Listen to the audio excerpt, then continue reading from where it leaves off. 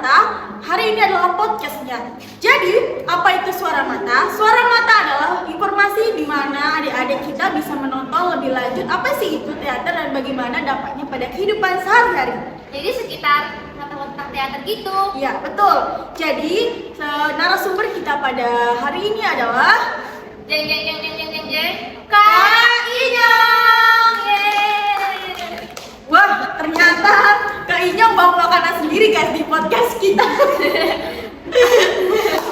Ya, nggak diri Kak Inyong. Kalau boleh tahu itu apa Kak Inyong? Silakan. Basreng guys, ternyata.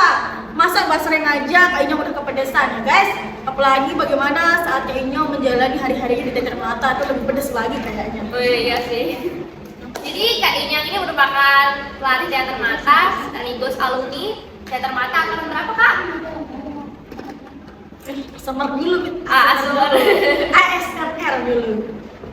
Ya, Saya lulus tahun 2018. 2018.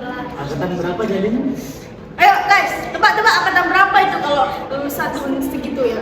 Kita aja ini tahun 2023 sudah angkatannya ke TM 13 ya kita. Kalau kamu mau tahu ya hitung sendiri. Ya, kalau kalian mau tahu lebih lanjutnya, mari dengarkan podcast kita pada hari ini. Cekidot, ya. Oke, sebelum kita lanjut ke podcastnya, perkenalkan dulu nih nama kakak siapa dan teman kakak. Nama kakak di sini adalah Kak Manda dan Tabita. di samping kiri kita yang dinamakan Kak Inyong yang akan membawakan kita pada hari ini sampai akhir podcast. Oke. Yang menemani kita ya Tabita. Ya. Jadi mari kita bincang-bincang bersama Kak Inyong. Lanjut aja kita bincang. Cekidot. Jadi menurut Kak Inyong ini arti teater itu apa sih? Ya. Gimana sih menurut Kak Inyong arti teater menurut diri sendiri aja gitu. Setelah dari tahun 2015 tadi. Ya. Iya. 2018 ada. Aduh, sorry Kak Inyong. 2018 ada di Teater Mata. Arti teater bagi Adrian. Iya. Bagi seorangnya lagi. Bagi seorang Adrian Inyong Adriansa. Iya. Teater itu adalah sebuah manifestasi kehidupan manusia yang dituangkan ke dalam sebuah pertunjukan. Iya. Udah itu aja. Iya. Yang panjang-panjang. Mau yang panjang-panjang. Ya, lebih panjang Lebih lagi. intinya. Biar nanti adik-adik yang nonton dan teman-teman kita lebih tahu gitu Kak. Kalau biasanya kan teater itu kan jadi dengan panggung pertunjukan gitu.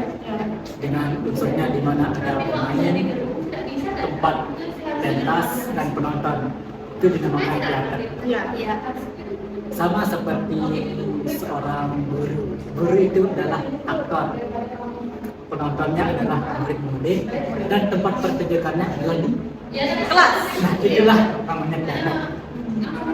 Seorang guru itu bukan guru, tapi misalkan saya sebagai guru, saya berperan menjadi guru dan bukan guru. Ngerti. Itulah ketika di dalam kelas dia harus menjadi guru, acting menjadi guru. Itu sampai murid-muridnya menangkap apa yang dikatakan. Sama seperti aktor berdialog harus dimengerti oleh penonton. Itulah teater. Wah, keren banget ya Tabita. Teater menurut Kak Inyong itu bagaimana kita bisa mengimplementasi ya. Iya. Yes. Menurut Kamus Besar Bahasa Inyong. Jadi teater itu adalah bagaimana seorang murid dan guru berinteraksi di kelas, yaitu bagaimana kita mengimplementasikan. Ayo. bagaimana kita tuh Implementasikan. bagaimana kita mengimplementasikan teater itu di kehidupan nyata kita, di kehidupan sehari-hari tentunya ya guys. Oke, lanjut. Nah, jadi menurut Kak Inyong nih setelah lama mengikuti ekstrakurikuler teater mata ini dan juga sebagai pelatih, apa sih dampak dari kehidupan sehari-hari kita? Ya, apa sih dampaknya sama Kak Inyong di kehidupan sehari-hari Iya. sambil makan basreng tentunya ya? Iya. Ini kan sebenarnya teknik acting, Oh, berarti makan basreng. Oh, gestur. Ini salah satu yang saya dapatkan ketika sudah dan bagian dari acting gestur. selama proses di Mandua Mataram, tentunya belum ada yang saya dapatkan apa sih itu teater. Paling dapat lelah capek. Nah, ketika saya belum puas seperti apa itu teater, saya melanjutkan di teater kampus putih. Iya, teater putih. Tapi saya belum menemukan apa itu teater. Nah, saya menemukan ketika sudah mau selesai kuliah. Ternyata teater itu adalah ini, dalam tanda kutip, mengajarkan arti kehidupan, proses katarsis, bagaimana cara mengolah emosi. Ketika kita di dunia nyata dihadapi oleh masalah-masalah banyak, pasti kita melihat orang berkelahi, baperan, saling benci. Ketika kita menguasai teater, mempelajari apa itu teater, kita biasa-biasa saja gitu, bodoh amat. Ada masalah, kita tenang, gitu, nggak ikut baper, karena kita sudah biasa diajari untuk mengolah emosi. Sebelum mengolah emosi itu sendiri, di dalam naskah itu kan ada tokoh.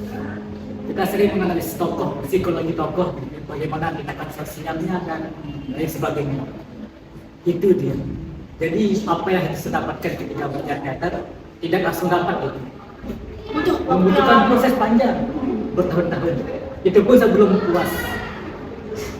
Apa itu teater menurut saya? Belum menemukan.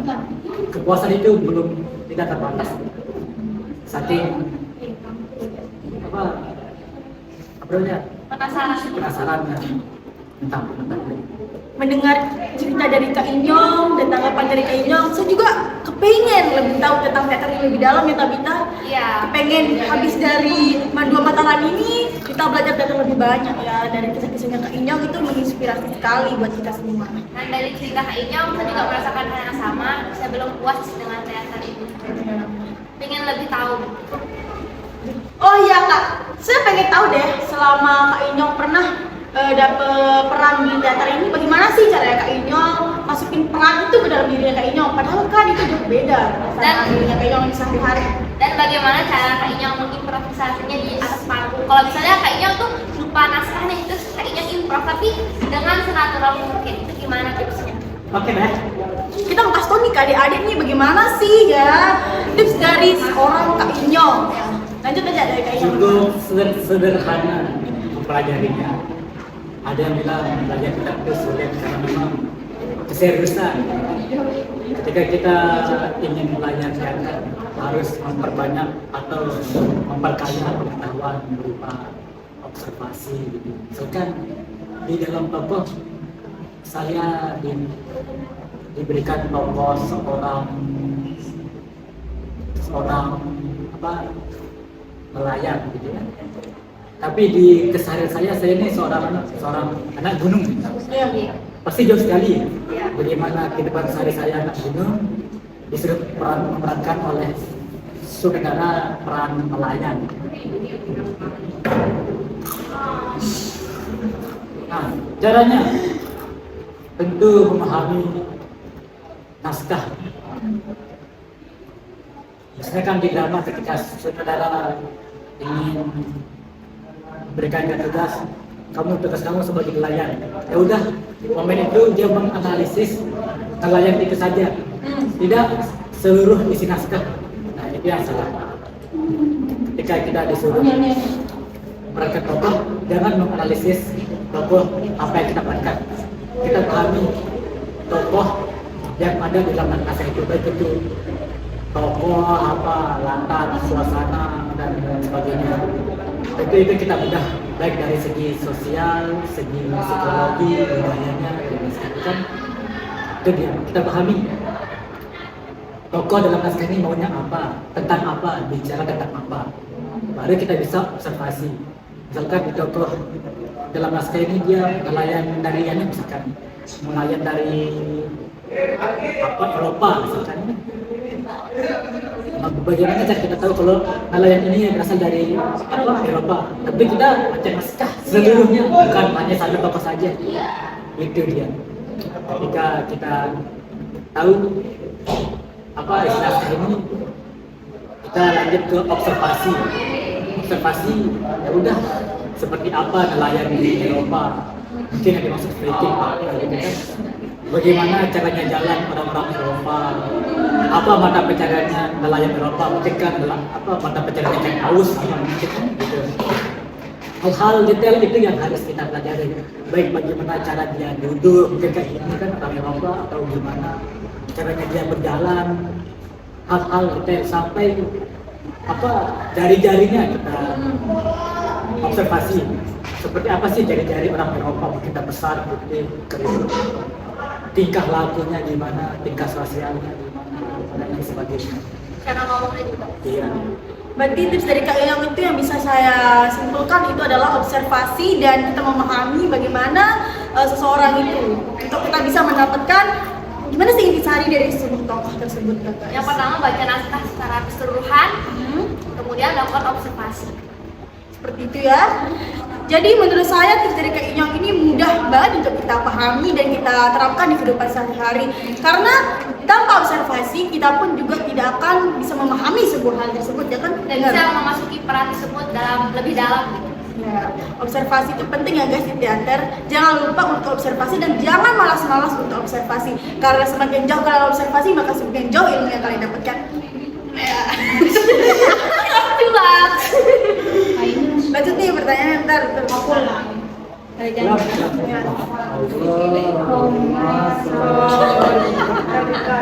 Sponsor. Ya. Ya. Karena Oh iya, itu Ya. Oh iya, tadi ada pertanyaan yang belum kejawab nih sama Kak Inyong. Coba diulang lagi pertanyaannya. Nah, jadi pertanyaan itu gimana cara mengimprovisasi suatu peran pas kita lupa naskahnya gitu, saat di atas panggung, secara natural gitu. Ya, ayo Kak Inyong jawab. Misalkan improvisasi terjadi ketika ada kecelakaan panggung atau kecelakaan dalam sebuah bisnis, misalkan ada yang tidak sesuai dengan adegan yang kita inginkan, gitu ya. Iya. Nah, tentunya kan kembali ke bagaimana cara kita memerankan sebuah tokoh. Jadi otak kita tuh harus cepat-cepat nangkep, karena ketika kita sudah biasa memerankan tokoh, nah, ketika kita improv, Harus spontan gitu. ya harus spontan, harus alami, jangan berlebihan gitu. Dan jangan dibuat-buat gitu ya. Harus relevan dengan adegan yang kita mainkan. Misalkan ketika contoh adegan ketika kita memegang apa sebuah cangkir kopi yang panas, itu kan ada daun telinga. Tapi kan ada kecelakaan panggung, apa namanya, kita tidak memegang Daun telinganya, kita memegang cangkir. Aduh, Salah nih. Oh, mana? nah, ketika ada daun panas, masa dia tidak kepanasan? Iya. Nah, mungkin kan itu kan dibutuhkan sebuah improv. Kenapa dia nggak kepanasan ketika dia bilang panas? Itu kan kesalahan. Oh iya, salah kecil ya Kak. Iya. Jadi harus berakting seakan-akan, aduh panas nih gitu ya. Iya. Buat adegan adegan kecil supaya dia ke bawah, mungkin dia lupa nih para yang merekam. Oh, ini panas apa gitu. Mungkin buat dia adegan seakan-akan dia tidak memperhatikan cangkir lah gitu. Jadi seperti itu ya, caranya tuh harus natural, senatural mungkin kita. Jangan sampai kesalahan itu menonjol gitu di penonton dan penonton tuh sadar bahwa kesalahannya itu fatal. Iya, bahwa kesalahannya itu yang seperti cangkir. Saat kita memegang cangkir, Yang isinya itu adalah kopi panas. nggak mungkin juga kan kita memegang cangkir itu langsung gini aneh ya, bukan kopinya itu kita nggak kepanasan gitu kan. Iya. Luar dalam sekali itu berarti mempunyai ilmu kebal ya, ilmu anti panas. Jadi oh iya, ini Kak Inyong, pertanyaan terakhir yang sangat sederhana dari saya. Apa sih momen yang paling nggak bisa dilupain selama Kak Inyong di teater itu? Momen berharga yang masih membekas di lubuk hati terdalam kayak itu. Iya, seorang Kak Inyong Adriani selama di teater. Apa itu? Kalau kita boleh tahu, diceritakan. Ketika saya sedang menuntaskan sebuah pentas besar, pentas tunggal, Wih. proses teater itu tidak cukup 1 tahun untuk menjadi seorang aktor dan aktor, butuh proses panjang, bahkan 1 tahun pun kurang. Paling lama saya proses teater itu selama 9 bulan, kurang lebih. 9 bulan. Baik itu puasa, ya puasa sampai selama 9 bulan, termasuk dari bulan puasa. Jadi bulan puasa tetap latihan. Iya, karena resiko sebagai seorang aktor harus siap gitu. Resiko aktor itu, wah banyak orang bilang teater ini kayak cuma bermain-bermain saja, apa sih manfaatnya, cuma ketawa-ketawa, hiburan-hiburan. Itu pandangan orang-orang luar yang masih awam apa di teater. Karena kan apa perspektif nonton kan teater itu adalah hiburan bagi mereka. Nah bagi orang-orang teater, proses teater itu adalah proses belajar dan manusia, belajar memahami itu apa, belajar dewasa gitu kan. Itu dia. Selama 9 bulan dari pagi bahkan paling lama saya latihan jam 3 dini hari, itu paling lama karena resiko apa menjadi seorang aktor itu Berani memilih ya kak ya, momen-momen yang paling dirindukan bagaimana proses teater itu yang keras, militer, bukan militer ya, cuma didikannya keras bukan gitu ya. Mau nggak mau harus ini karena hampir 9 bulan ada di mana saya mengalami masa jenuh, mana konflik yang terjadi apa dan baik dari pemain ini dan pemain itu pasti ada saja gitu kan.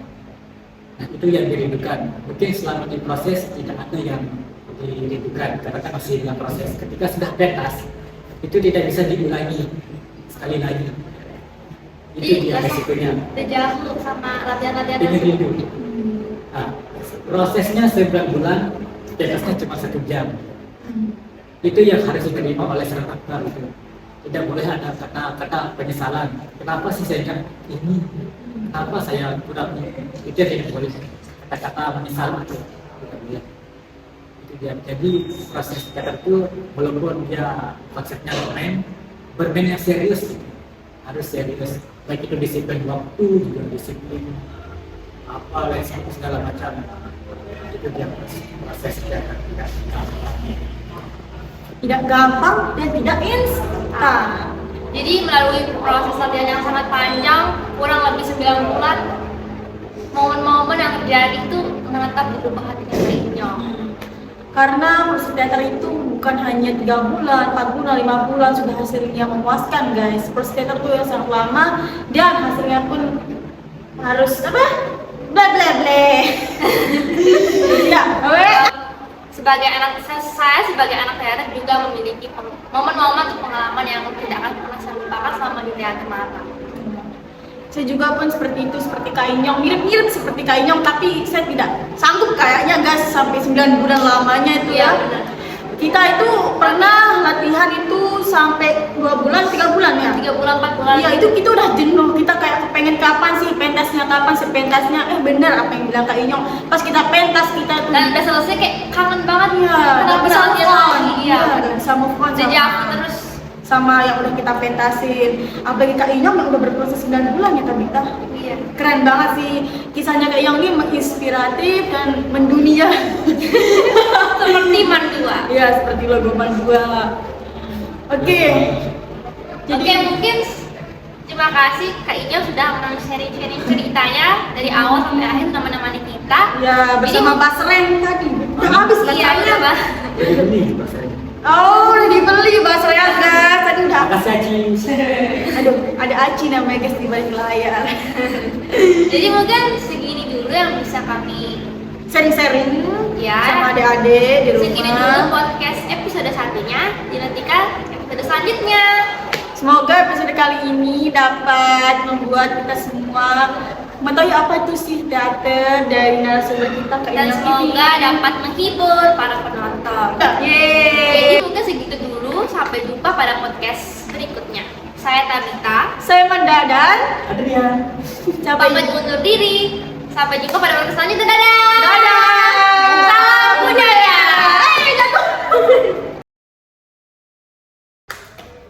Ntar lihat